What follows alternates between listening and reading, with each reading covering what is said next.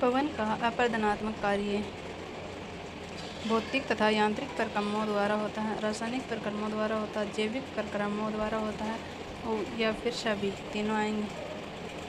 उपरोक्त सभी कौन सा आएगा? और भौतिक तथा यांत्रिक, भौतिक तथा यांत्रिक।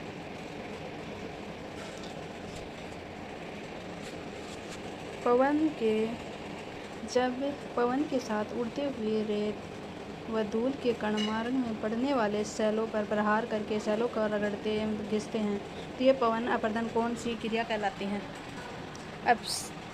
अपवहन, सन्निकर्षण, अपघर्षण। उपरोक्त में कोई नहीं। डिफ्लेक्शन, अट्रैक्शन, अवर्षण एंड किरोजन।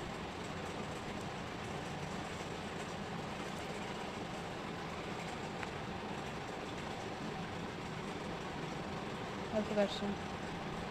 सन्निकर्षण एट्रिशन की क्रिया में यांत्रिक अपक्ष के द्वारा ढीली तथा संगठित शेल कणों को पवन उड़ाकर ले जाती है। पवन के साथ उड़ते हुए रेत व धूल के कण परस्पर टकराकर स्वयं में क्षीण होते हैं, जिससे उनका आकार सूक्ष्म हो जाता है। पवन के साथ उड़ते हुए रेत व धूल के कण मार्ग में पड़ने वाले शैलों पर प्रहार करके शैलों को रगड़ते हैं तथा घिसते हैं। पवन रेत के कणों का जमाव करते हैं। कौन सा आएगा? बी वाला आएगा। पवन के साथ उड़ते हुए रेत तथा धूल के कण, पवन के साथ उड़ते हुए रेत तथा धूल के कण जो परस्पर रगड़ खाकर उनकी परस्पर टकराकर स्वयं अक्षीण हो जाते हैं, उनका आकार सूक्ष्म हो जाता है, बिल्कुल छोटा हो जाता है, सन्निकर्षण क्रिया में होता। अपवहन डिफ्लेक्शन की क्रिया में पवन रेत के कणों का जमाव करती है। पवन के साथ उड़ते हुए धूल व रेत के कण परस्पर टकराकर स्वयं अक्षीण होते हैं, स्वयं उनका आकार सूक्ष्म हो जाता है। पवन के साथ उड़ते हुए रेत व धूल के कण सेलों से रगड़ खाकर चलते हैं। यांत्रिक अपक्ष के द्वारा ढीली तथा संगठित सेल कणों को पवन उड़ाकर ले जाती है। अपवहन क्रिया में होता है जो यांत्रिक अपक्ष के द्वारा ढीली और संगठित सेल कण होते हैं उसको पवन उड़ा के अपने साथ ले जाती है। लैटिन भाषा में डेफ्लियर का अर्थ क्या होता है? उड़ाना होता है इसका अर्थ, उड़ाना।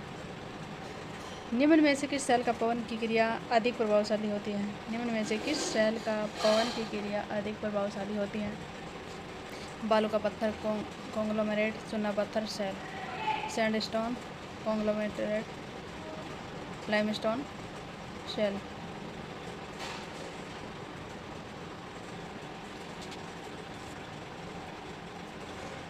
कौन सा आएगा? सैंडस्टोन, बालू का पत्थर। सहारा, कालाहारी, गोपी तथा ग्रेट बेसिन मरुस्थलों में पवन अपरदन की क्रिया से निर्मित है। पातागर या बेसिन आकृति विशेषता पाई जाती है। एंशलबर्ग आकृति विशेषता पाई जाती है। टीप हेल शिला आकृति विशेषता पाई जाती है। जुजेन आकृति विशेषता पाई जाती है। इसमें आएगा वातगर्त या बेसिन आकृति विशेषता पाई जाती है। निम्नलिखित में से कौन सा क्रमबद्ध ऊपर से नीचे की ओर है? पर्वताग्र, पेडिमेंट, बलाया, बजादा। कौन सा आएगा इसमें? सबसे पहले आएगा पर्वताग्र, पेडिमेंट, बजादा और पलाया, यानी कि 3 नंबर का आएगा। पर्वताग्र, पेडिमेंट, बजादा, पलाया। ये बहुत ही महत्वपूर्ण क्वेश्चन है, टॉप इम्पोर्टेंट क्वेश्चन है। इसको याद करना बहुत ही ज़रूरी है क्योंकि फर्स्ट ग्रेड सिलेबस के आधार पर ये टॉप क्वेश्चन है। इसको याद करना अति महत्वपूर्ण हो जाता है।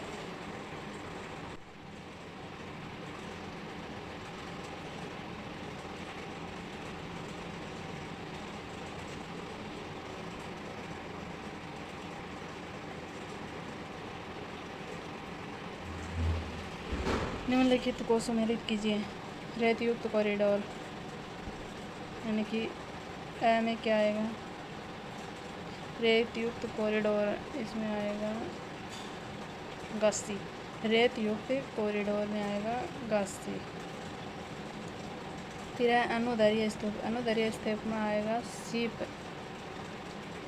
पर्वतों से घिरे बेसिन आएगा बाल्सन। मरुस्थलों में स्थित झील है पलाया, मरुस्थलों में होते हैं उसको क्या बोलते हैं? पलाया बोलते हैं। इसमें आंसर आएगा डी। निम्नलिखित को सम्मिलित कीजिए। बालू के टिब्बा का आकार, बालू के टिब्बा का संरक्षण, विशिष्ट नाम। अनुदैर्घ्य, अनुप्रस्थ और परवलयिक सम्मिश्रण। सुमेलित करना।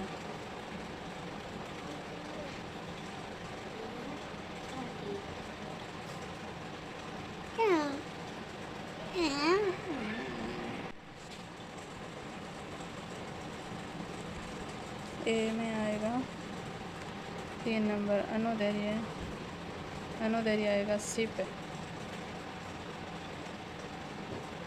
अनुप्रस्थ, अनुप्रस्थ में आएगा चापाकार में। और प्रवलयिक, प्रवलयिक में आएगा तटीय सम्मिश्रण उत्कर्षीय। आंसर आएगा इसमें 3, 4, 2, 1।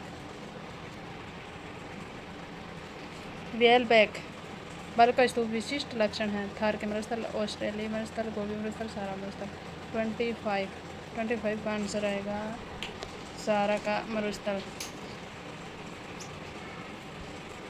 आज का टॉपिक था हमारा पवन के कार्य, जो 14 क्वेश्चन तो पहले कर चुके हैं और ये बाकी के आज कंप्लीट हो चुके हैं।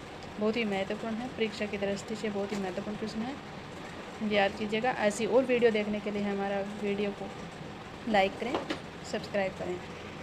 वीडियो के अंत में कमेंट